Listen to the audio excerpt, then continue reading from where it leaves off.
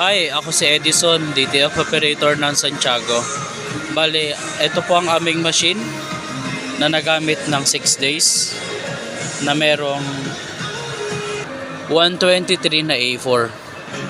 Ito ang aming capping, printer head.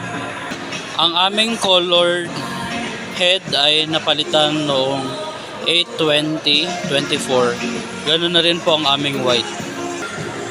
Ito po ang aming cleaning.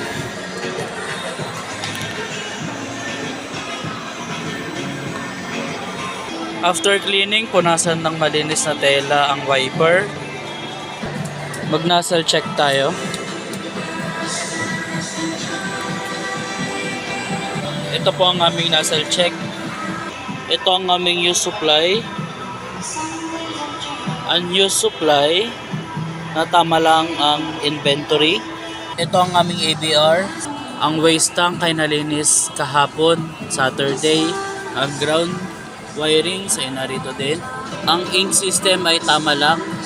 Daily output, meron kaming 123 na A4. Ang printer daily checklist ay updated, ay maintained. Ang DTF consumable monitoring, meron kaming nagamit na isang Puyi cleaning solution, DTF film, at resin powder. Yun lamang po at salamat.